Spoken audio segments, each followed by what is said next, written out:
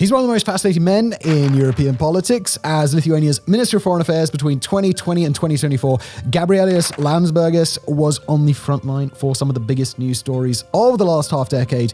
The fallout from the failed revolution in Belarus, China's attempts to make Lithuania's economy scream, and of course, the impact of the war in Ukraine. And in each of those cases, he came out swinging. A strong supporter of arming Kiev, he's also known for standing up to Beijing and advocating for a Europe that is militarily stronger, something that, as you know, we've been pushing on this channel for really a long time now. In short, he's a smart, straight-talking guy whose views click a lot with us at Warfront, so we decided to ask him to talk to us about the challenges of Russia and of China and the future of Europe and, of course, the impact of the Trump administration. Basically everything and anything. It's our first interview on the channel, and as you see, I was a little bit nervous at the start, but I think I found my feet, and the next one I'll be less nervous, first time. I hope you enjoy watching it. I really enjoyed meeting Gabrielius and doing this interview, so enjoy. Thank you. Hello, everybody. Welcome back to another interview that we're doing. Today, we are joined with the former Lithuanian Minister of Foreign Affairs, Gabrielius Landsbergis. Thank you very much for joining us. It's fantastic to have you with us. Thank you so much for the invitation. When we were, thinking about people we wanted to interview and all of this stuff, you were right at the top of our list because you have a lot of similar opinions to what we've shared on our channel, Warfronts. You're a vocal supporter of Ukraine. You're a major advocate for Europe spending more on defense. And yeah, like I say, that's a line that we definitely push. And also for speaking your mind. You've criticized Europe's cautious approach to arming Ukraine. And you say that we should set red lines for Putin instead of setting red lines for ourselves. I'd love to know, where do you think Europe's falling short in this regard? And where do you think we should be placing those red lines? Well, I didn't specifically talk about Europe. I would probably broaden it to the Western approach, to the allies of Ukraine who supported Ukraine from the beginning. And I think that at the start of the war, there was very little belief that Ukraine can hold on. Mm-hmm. And those reports about offering a ride for basically to try to extract President Zelensky and his government to a safer country, they are true, and it showed that that basically nobody believed that Ukraine could hold on against a full scale invasion of Russian armed forces.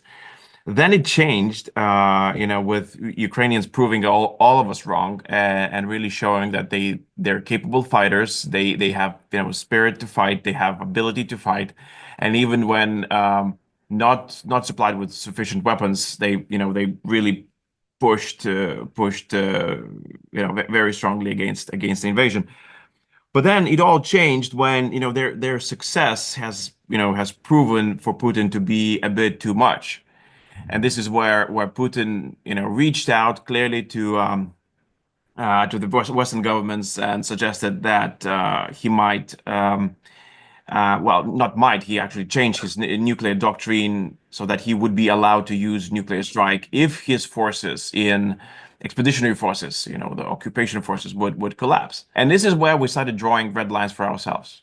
This is where we said, okay, this is a credible threat. We have no way of dealing with it, which is bizarre, but okay. So, and this is where we started limiting support to Ukraine, not allowing, equipment to be used in the most effective way against Russians, and so on and so forth. So at the end of the day, just, when the previous administration stepped down and the new administration, came in, I was saying that, look, if I were to look at 2 years of Ukraine's war, the last 2 years of Ukraine's war, I would say we protected Putin more than we did Ukrainians. And in one sense, you're right, because it's also European countries who did that. European capitals joined in this Washington-led de-escalation campaign. But that it was a universal model of how the West supported Ukraine. I remember Ukrainian strength reading on the BBC or whatever when those trucks and troop lines were headed towards Kyiv. They were like, "Come take weapons. We're going to defend ourselves." Like I just remember, and I think everyone was thinking, "This is not gonna work out." And here we are 3 years later. And I don't know, definitely shocked me. I think it shocked a lot of people. Um, you've mentioned peace through strength as well. How do you, what do you mean by that? Is that just about making Europe stronger to be less of a target for Russia? Of course, we're now talking in a very dynamic period of time. So basically, when we finish our interview, things might already be a bit different. So a couple of weeks ago, when President Trump announced that that he's ready to put some additional sanctions on Russia, uh, kind of I took it as a rather optimistic scenario. Starting from a position of strength. You put more weight on Ukrainian side of a scale, so so they they are more convincing at the negotiation table. Putin understands that he has more to lose than Ukrainians, and therefore he's more amicable to any sort of a deal. My belief is that any strength that you have at the negotiating table starts from the battleground. Mhm. Um, is if Ukrainians would be given loads of weapons, like really, a commitment to arm them to, I don't know, till 2040, so that they would really would tell Putin that, we are going to inflict so much damage on you, that every step that you take would be met with, with steel and your blood, and not just at the front, but also in deep strikes into Russia. Your oil refineries will burn, your factories will burn. There will be so much damage that you just don't want to do it. So this is the peace through strength that I envisaged. Unfortunately, those, just last week and even just last couple of days proved that there is no intention.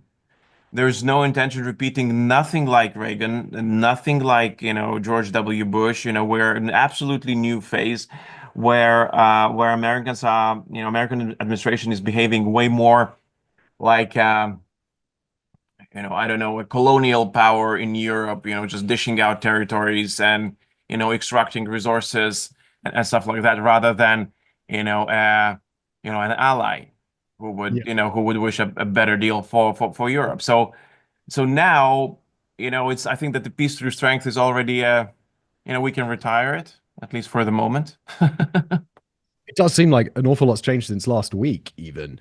Yeah, Trump comes to power, and you're like, oh, I remember when it first, before people were kind of like, oh, this isn't a good thing. He gets into power, people are like, oh, maybe there's something to this.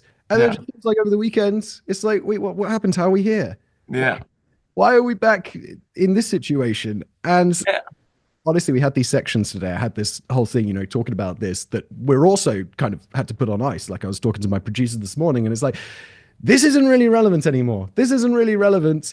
I think we just have to skip to the bit about like NATO membership and for Ukraine, potentially the US withdrawing from NATO. It just seems like from when we scheduled this interview a few weeks ago to now, it's like, oh, the world did really change. I mean, do you think there's any? It seems like, I don't know, maybe it's a stupid question even now, but do you think there's still a path for Ukraine to join NATO, or do you think that's just done? Well, honestly, I mean, there's an interesting question in there, because we all know that United States is the most important country in NATO. Clearly, the ally around which the whole alliance revolves around.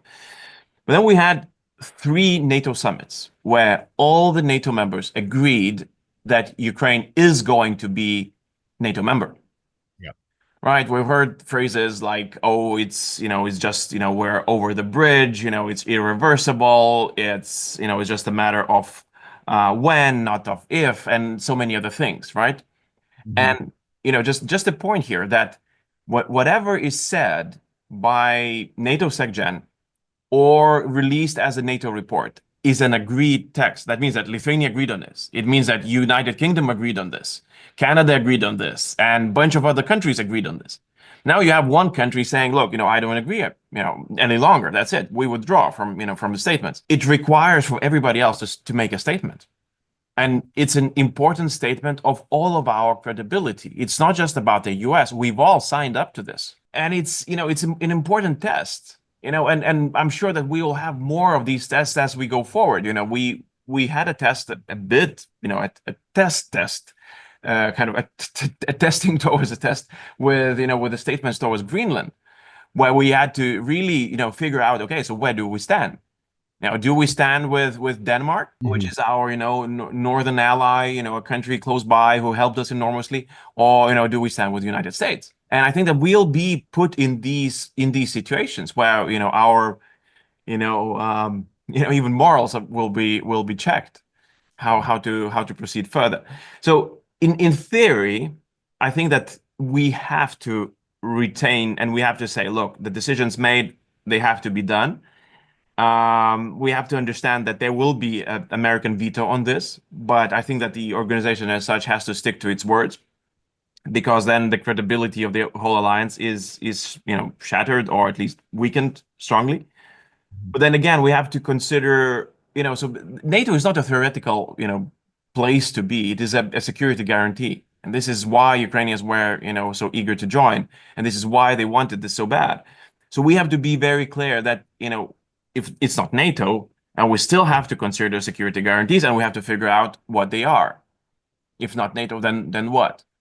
So we are in this juncture now. Do you think a NATO without the US is, Europe, is that enough to defend Ukraine in its current state, and then maybe theoretically a few years down the line? Well, that's a very, very difficult task. Mm-hmm. Look, I mean, for Russians to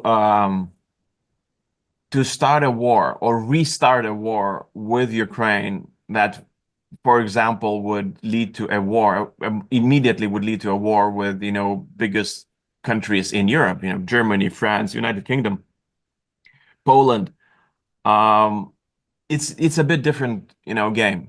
Yeah. Especially if they believe that this is serious, we're in it. You are starting an all-out European war if you continue. So I believe that Europe can work as a deterrent. We will still need, American help. We need enablers, we need weapons, so many things that, enabled operations in the past. So that is, I think that goes without saying.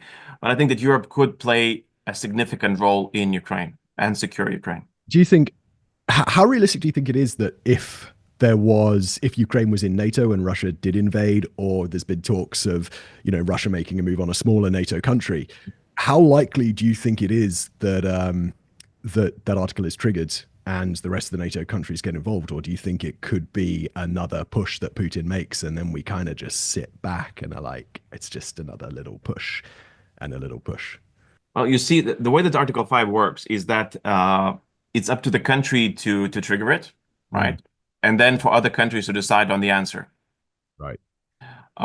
So my biggest fear now is that what is happening now is we send a signal to Putin that we are not united, that we are, we're struggling. And for him, potentially, it might look as an opening, especially if, for example, United States would start moving troops from Europe, even worse if from eastern flank. So the way that Putin might think then, okay, you will trigger Article 5. A country like Lithuania definitely would trigger Article 5 in case of an attack or even potential attack, where we would have credible information, intelligence that this is coming. But he would bet that the answer would not be there. It's an interesting thought. If you've mentioned about Pearl Harbor moments, something that triggers Europe to kind of pull its socks up and get it together. Do you think that would be it? Because Ukraine was invaded. That wasn't it. I mean, for most of Europe, we're still just like ambling along, being like, defense spending, yeah, we'll get there, 2%, sure, sometime. Do you think?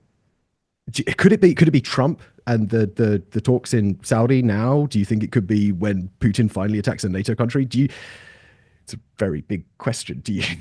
No, I think it's the right question to ask. My thinking is that I'm not a particularly optimistic person.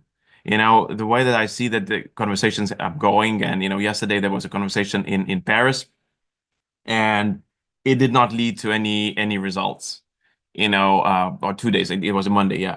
So it was just leaders gathering and leaving Paris without any decision. So for me, it is difficult to understand what else would it take for Europe to wake up. My point was that um, why I'm not optimistic is because I find it very strange to understand how could we sleep through first Ukraine attack, second Ukraine attack, Trump first term, now second term, and we're still not up to speed. It's really, really freaking scary to think that, I've raised this question, would an attack on Lithuania would wake Europe up, or, there would be people still thinking, oh, I mean, it's still too far out. Would Warsaw wake people up? Or does it have to be like, I don't know, east part of Berlin where, people would say, okay, whoa, this is real. And I know that it sounds dramatic, but by looking at the conversations that we're seeing, it does raise this question. It does raise this question, what does it take for Europe to have its Pearl Harbor moment? I'll butcher the quote, but isn't there something from Hemingway where he's saying, like, you go bankrupt little by little and then all at once? Yeah. Just it's a special military operation. Oh, okay, that's an invasion. Okay, it's gone on for 3 years. Oh, okay, now he's threatening. He's changed his nuclear doctrine. Yeah. It's just little by little. Yeah. Oh, a NATO country. Oh, another NATO country, and then you bankrupt, or you basically understand that there is nothing else that you can do. Yeah, and suddenly, and then all at once. Yeah. And that scares me. I don't know. I'm broadcasting. I live in Prague, and it doesn't feel that far away. And when I'm back home in the UK, I'm British. It just feels distant. And I think the further west you go, it just feels more and more distant. And I worry that just little by little, and then suddenly NATO's no Article 5's been triggered, or been triggered, sorry, no Article 5's followed through on. Followed through. And here we are with Russia basically invading Eastern Europe, and I assume moving further and further per whatever Putin's big plan. Yeah. No. And look, I mean, where I'm sitting currently, it's, just 30 kilometers away from Belarus border. Right. This is the capital of my country. It's just so close. You could walk it. I mean, when generals are talking about the strategic depth, right? So how much territory would you would you be willing to trade, for kind of to draw enemy in so that you could push it out? I mean, all the territory that we have is 30 kilometers, and we have the biggest city in Lithuania. 30 kilometers. That's it. We're exactly on the road, exactly on the border. So it does raise some interesting questions. Yeah, I can't imagine how. I feel close. Do you know how you feel? Related to that, what would you do to increase Europe's security? It's because it feels we're, especially for the next 4 years, that we're not, rely less and less on America and NATO. What would you do if you had a magical wand and you could say, okay, every country in Europe, here's the big plan, here's what we're going to do, let's get moving? What would I think that a couple of things with which to start would be, I mean, they might sound technical, but I will try to explain it. So first of all is to seize Russian frozen assets. Mm-hmm. I know that this has been, debated, for at least a couple of years. So there's in the world, we have more than 300 billion euros worth of Russian frozen assets, and in Europe, more than 190 billion euros. And so the point that why I'm figuring this specific thing, kind of mentioning this specific thing is that everything else would require, either additional time or more decisions. If Europe would need to borrow, it will take time. It will take, it cannot happen, immediately. While with the Russian assets, they are there. So it's political decision, and boom, you have 190 billion euros that you can spend on Ukraine. Yeah. Helping them, supporting them, buying them equipment, ammunition, whatever. And 190 would bring them quite far. The second thing is starting a procedure in Article 7.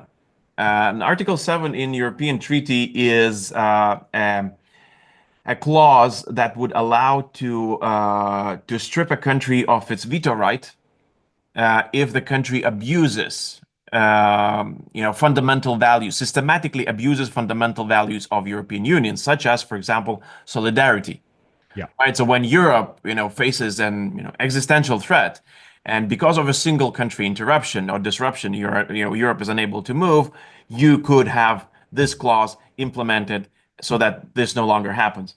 And to use this clause against one member state, particularly Hungary, I think is again a matter of European future if we want to survive, because it is clear that Orban's interests are aligned with Putin's rather than with any other European country, certainly not with Ukrainian. And if we want to somehow survive the whole storm, I mean, we have to limit the disruption. It's no longer possible. It's no longer viable. And then all the other things that I would kind of suggest, they require actually either a magic wand or An actual. Do you think, I mean, how long do you think it would take for Article 7 to be able to, and isn't Slovakia going to come in and be like, no, we're not having that, and then we're stuck exactly where we are today? I think that Slovakia does not have leverage on EU as strong as Hungary has, meaning that it works the other way. I mean, it would be easier to convince Slovakia to support this rather than anything else. And honestly, now we're still not in the worst of moments, because we're soon going to have elections in the country where you reside, in Czechia. Czech politics might change a bit, right? Yes. Romanian elections are coming up in May again. Not sure how they will end. Romania might be rather different after the elections. So now it is the moment where we have to do this. Use the leverage against the countries who might not support Article 7, convince them otherwise, and even the process itself would put in I believe a lot of strain on Hungary for them to start reconsidering their policies. So Russian assets seizing, sending to Ukraine. It's like, I always think defense is so expensive, but 190 billion is a lot. Like you said, that's going to make a real difference. Exactly. It's considerable. And then start sorting out those NATO articles now so that we can make progress on NATO. Yeah. And have Hungary holding us up. You allowed Taiwan, when you were foreign minister, to open an embassy under its name in Vilnius.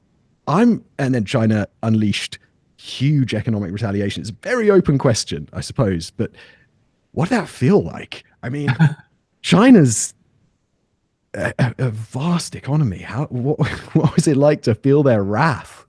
Well, it was your face on that one. yeah.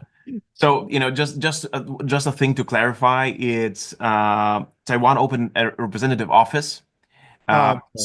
So it's still not a diplomatic it's not a diplomatic office, so it's not an embassy. And the point why I'm clarifying is so that the difference between the office in Prague, let's say, or in Vilnius is it's basically one symbol. In Prague it's called Taipei, and in Lithuania it's called Taiwan. So pay one, that is the difference. And because of that, China retaliated in extreme fashion. They blocked all the trade with Lithuania, and it was how did it feel? Well, like in the middle of a storm, in the middle of an ocean.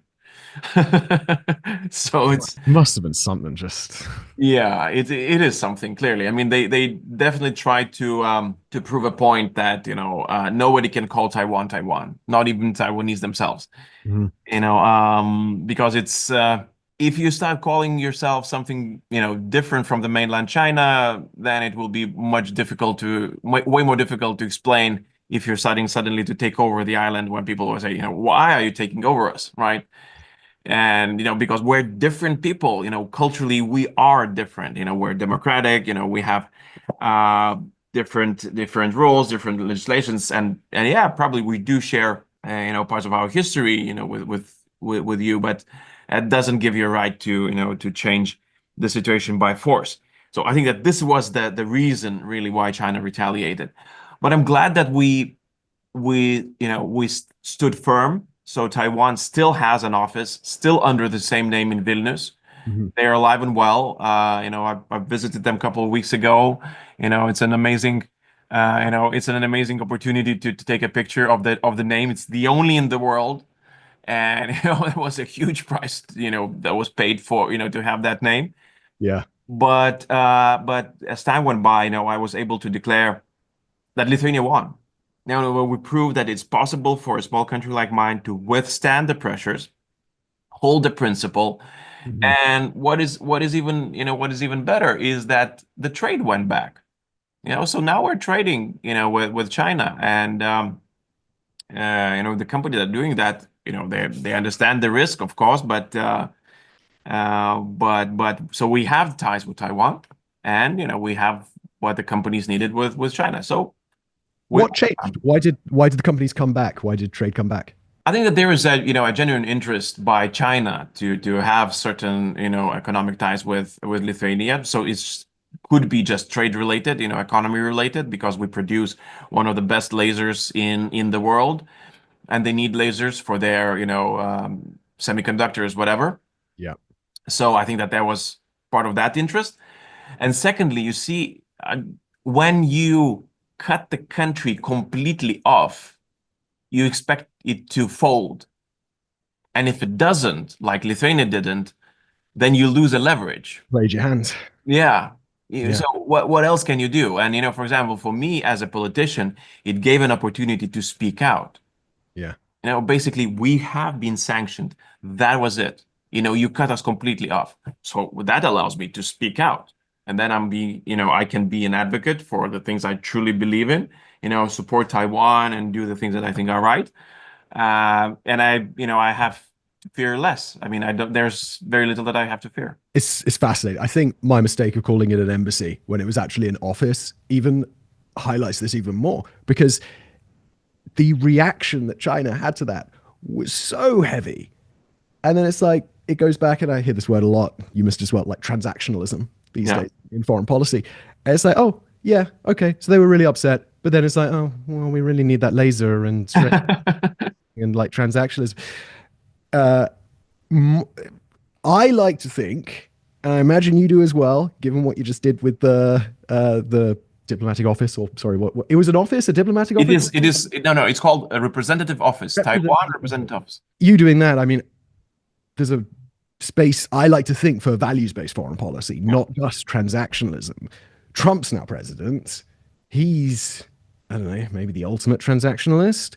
Do you think there's space for this to still happen in today's world, or do you think we have to kind of just be a bit more pragmatic? Well, look, I mean, if there's very little room for a small country like mine in the transactionalist world. We don't have big armies. We'll probably never will. We'll never have enormous economies that could, offer something to big countries. So if there was ever time, to stand up for values and remind the importance of values, it is now.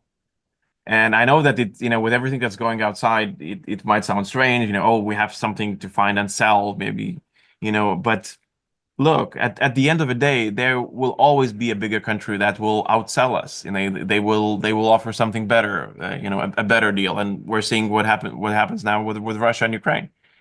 And so we have to just stand for what's right and continue raising that flag. And I firmly believe that is, the only thing that needs to be done, especially coming from a small country that is a frontline country. And I think that's a fantastic sentiment to end on, and a nice message to our audience. So thank you so much for joining us, Mr. Landsbergis. You've got a podcast. I do. Which I like, which, if you're not going to plug it, I'll plug it for you. Escalation with Gabrielius Landsbergis. We'll put a link in the description. Thank you so much. You're very kind. People can go check it out, and I would thoroughly recommend they do. So once again, thank you so much for your time. Thank you. All the best to you. You as Take well. care.